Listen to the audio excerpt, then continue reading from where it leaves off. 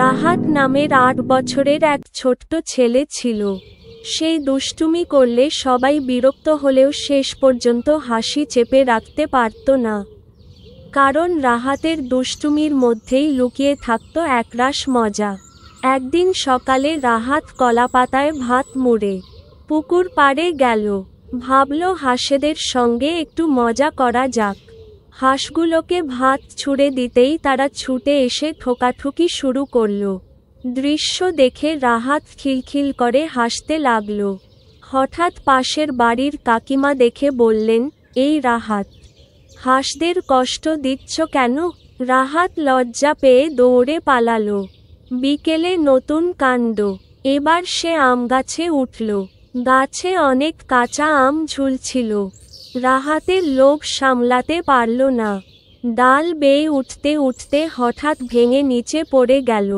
ভাগ্যিস নিচে শুকনো পাতা ছিল, নইলে আঘাত গুরুতর হতো। ভয় পেয়ে সে দ্রুত ঘরে ফিরে এল। সন্ধ্যায় বাবা জানতে চাইলেন, আজ পুকুরে হাঁসগুলো এত হইচই করছিল কেন? রাহাত প্রথমে চুপ থাকল, পরে হেসে ফেলল।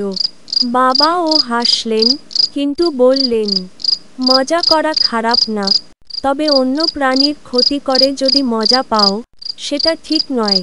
রাতের খাবারের সময় মাও বললেন, শোনো রাহাত, তোমার হাসি সবাইকে আনন্দ দেয়, কিন্তু দুষ্টুমির ফলে যদি তুমি বা অন্য কেউ আঘাত পাও, সেটা আনন্দ নয়, বেদনা।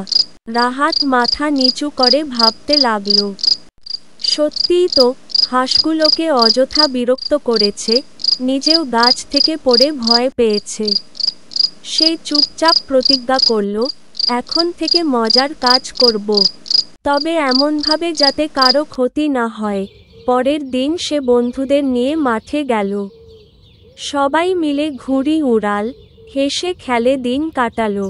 কেউ বিরক্ত হলো না, কেউ আঘাত পেল না, বরং সবাই একসাথে আনন্দ পেল।